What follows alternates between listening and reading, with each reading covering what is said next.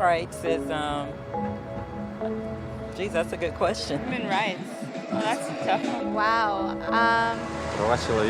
I don't even know how to give that a definition. I would probably have to do a little bit of homework or something. Any right that I think just as a normal, human, The rights that humans have? Oh, that's a very large debate. Menneskerettigheder mange ting. Tú le puedes preguntar a 20 personas y te van a dar 20 diferentes opiniones. Non saprei, è una domanda complicatissima. Guess we just take them for granted that they're there, but we don't even consider what they are.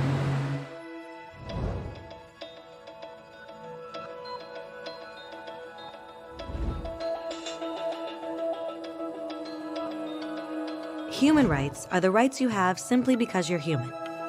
It's how you instinctively expect and deserve to be treated as a person, like the right to live freely, to speak your mind, and to be treated as an equal. There are many kinds of rights. Most apply to a certain group. But human rights are the only ones that apply to absolutely everyone, everywhere. That means kids, old people, poor people, basketball players, garbage men, rappers, teachers, Africans, Indians, Albanians, Christians, Muslims, Kabbalists, atheists, your mom, your dad, your next door neighbor, and you all have the exact same human rights. In other words, they're universal. But the question remains, what are they? Name the human rights? What the human rights are? The right to live. Equality between all peoples. Right to religion, the right to... Is there supposed to be a list somewhere I should be aware of? According to the United Nations, there are a total of 30 human rights, which are usually lumped together and called simply human rights. They're all listed out in the Universal Declaration of Human Rights, which is the world's most widely accepted document on the subject. But it was a long time in coming. At first, there were no human rights. If you were in with the right crowd, you were safe. If you weren't, well, you weren't. But then a guy named Cyrus the Great decided to change all that. After conquering Babylon, he did something completely revolutionary. He announced that all slaves were free to go. He also said people had the freedom to choose their religion, no matter what crowd they were a part of. They documented his words on a clay tablet known as the Cyrus Cylinder. And just like that, human rights were born.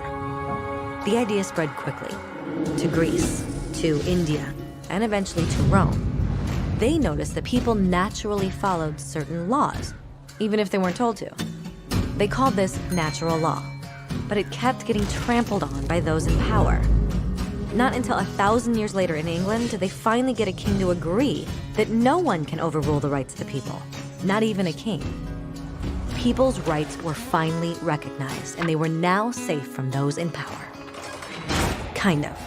It still took a bunch of British rebels declaring their independence before the king got the point that all men are created equal.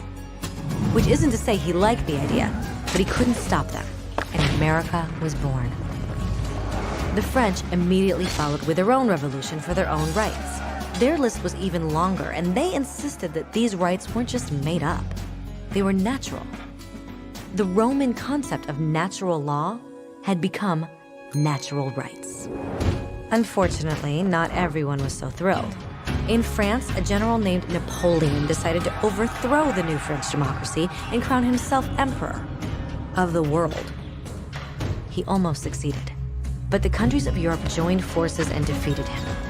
Human rights was again a hot topic.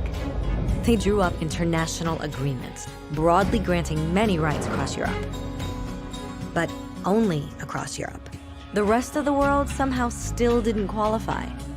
Instead, they got invaded, conquered, and consumed by Europe's massive empires. But then a young lawyer from India decided enough was enough. His name was Mahatma Gandhi, and in the face of violence, he insisted that all people of Earth had rights, not just in Europe. Eventually, even Europeans started to agree. But it wasn't going to be that easy. 2 world wars erupted. Hitler exterminated half the Jewish population of Earth in horrifying Nazi death camps. And all told, 90 million people died. Never had human rights been so terrifyingly close to extinction. and never had the world been more desperate for change. So the countries of Earth banded together and formed the United Nations. Their basic purpose was to reaffirm faith in fundamental human rights, in the dignity and worth of the human person. But what were human rights? Were they the proclamations of Cyrus, the natural laws of Rome, the declarations of France? Everyone seemed to have a slightly different idea of what human rights should be. But under the supervision of Eleanor Roosevelt, they finally agreed on a set of rights that applied to absolutely everyone. The Universal Declaration of Human Rights. The French concept of natural rights had finally become human rights. So, in summary, at first, only a few lucky people had any rights, until one of those guys decided, hey, other people should have some rights too, which was great, except not everyone agreed.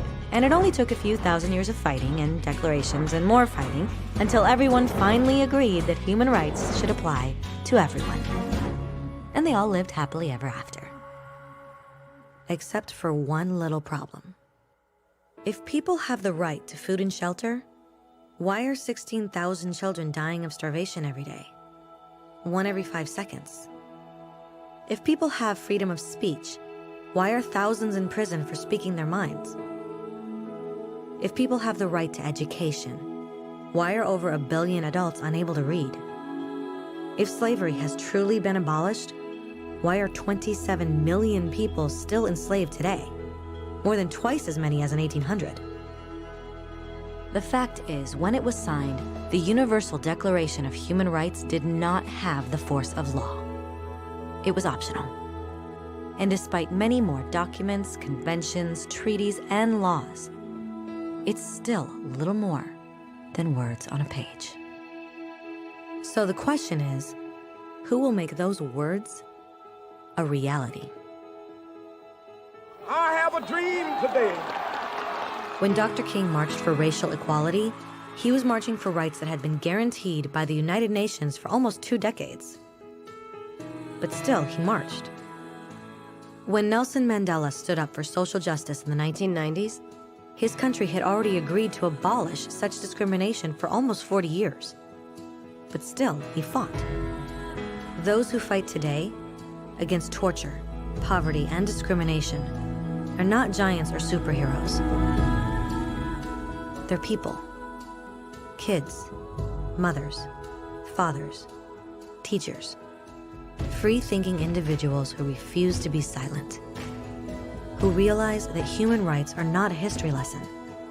They're not words on a page. They're not speeches or commercials or PR campaigns. They are the choices we make every day as human beings. They are the responsibility we all share to respect each other, to help each other, and to protect those in need. As Eleanor Roosevelt said, where, after all, do universal human rights begin? In small places close to home. So close and so small that they cannot be seen on any maps of the world. Yet they are the world of the individual person, the neighborhood he lives in, the school or college he attends, the factory, farm, or office where he works. Such are the places where every man, woman, and child seeks equal justice, equal opportunity, equal dignity without discrimination. Unless these rights have meaning there, they have little meaning anywhere.